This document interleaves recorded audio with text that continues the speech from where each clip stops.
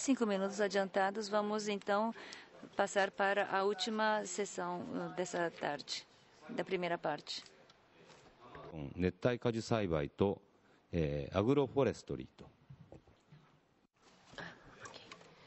Então, vamos para o próximo programa, Agrofloresta Japonesa e Lavoura de Frutas Tropicais na Amazônia. Gostaria de convidar o Dr. Kato, da Embrapa Amazônia Oriental, é pesquisador.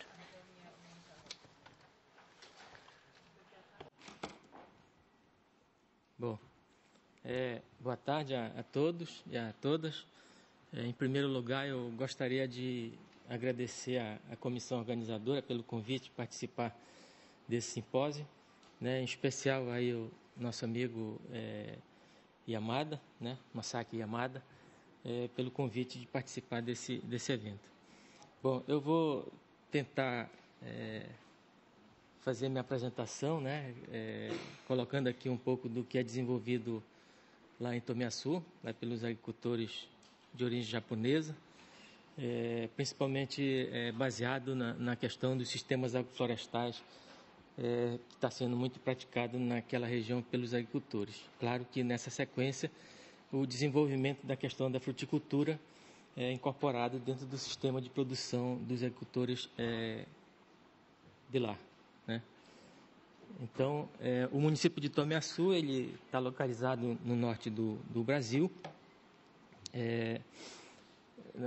na parte leste da Amazônia, e no estado do Pará, né, claro, e a 230 quilômetros aproximadamente da capital, Belém, né,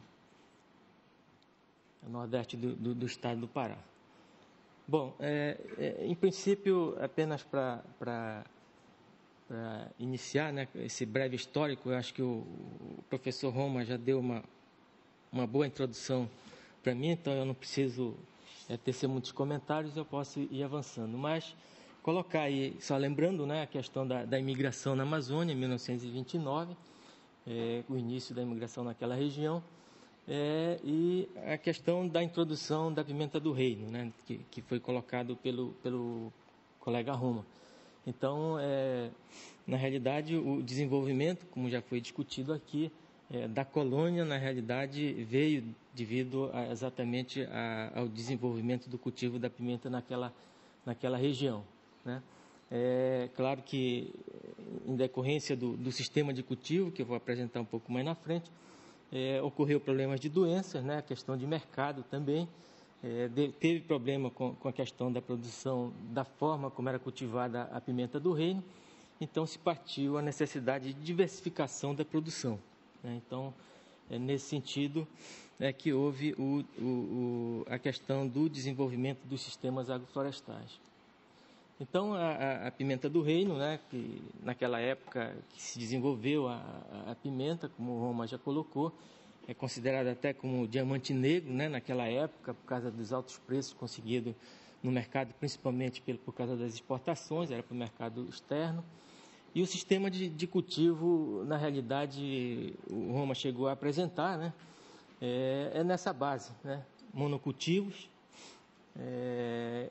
praticamente retirando toda a vegetação que ocupava a área, né? Claro, no momento utilizando a queimada, a limpeza da área, e o cultivo da pimenta do reino, utilizando aqueles tutores mortos que o Roma apresentou na palestra dele no primeiro dia.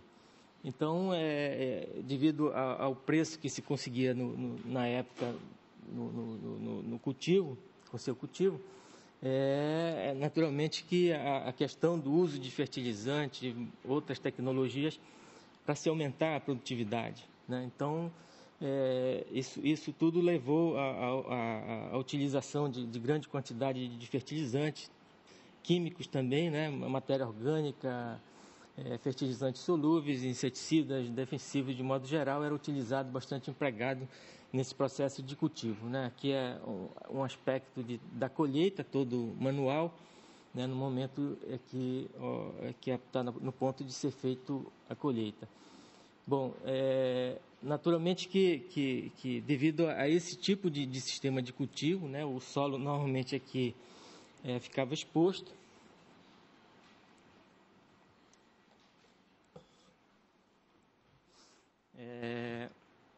Totalmente exposto, sem nenhum tipo de proteção, de algum tipo de cobertura. Então, naturalmente que isso favoreceu a incidência de doenças, né? A questão da fusariose, que na realidade já ocorria e com o aumento, com esse tipo de sistema de cultivo,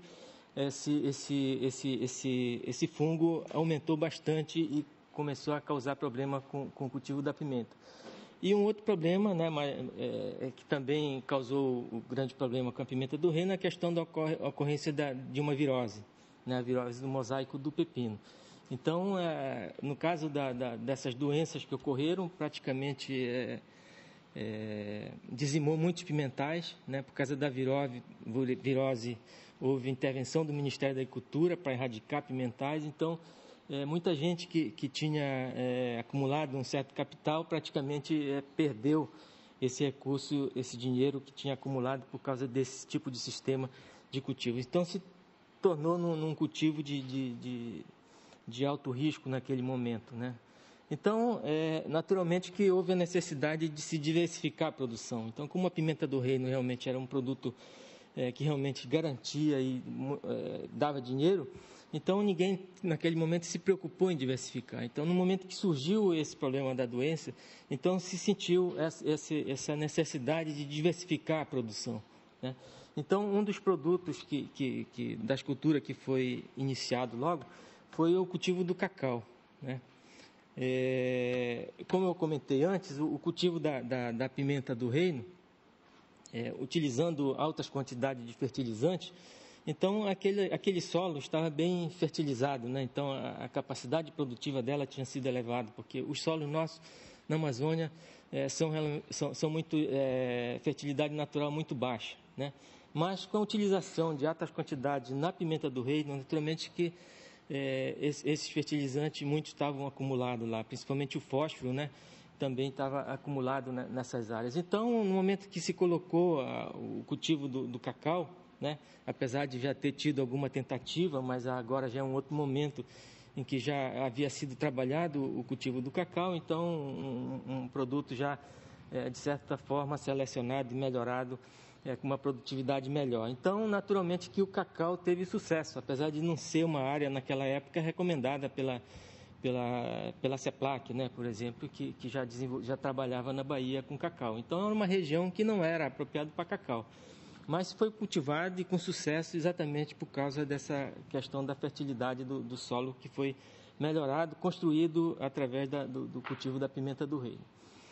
E na sequência, né, desse processo de diversificação, o cupuaçu, né, veio com uma outra opção para se diversificar, e aí já como fruta, né, naquela época o cacau, naturalmente que era para utilizar a amêndoa para a produção de chocolate, não utilizando a polpa para comercialização, e no caso do cupuaçu não, era para comercialização do fruto do cupuaçu, a polpa tirado dela, né? E a semente naquela ocasião era praticamente todo jogado fora, né? Vamos dizer assim. Mais recente não, como foi apresentado pelo colega da CEPLAC, né? O aproveitamento da semente do cupuaçu como chocolate, até desenvolvido pela Embrapa, a questão do cupulate, né? Também, nesse processo de diversificação, coincidiu a época do cacau, também teve um programa de incentivo à borracha, né, onde a seringueira foi incentivada, também foi introduzido a seringueira, né, no processo de aumentar, na política do governo, para aumentar a produção de borracha. E muitos japoneses, naturalmente, que utilizou a seringueira também como um componente do sistema, né? Então, já que o cacau normalmente necessita de sombra, né? Na época que se iniciou era a Emater, que a CEPLAC não existia naquela região,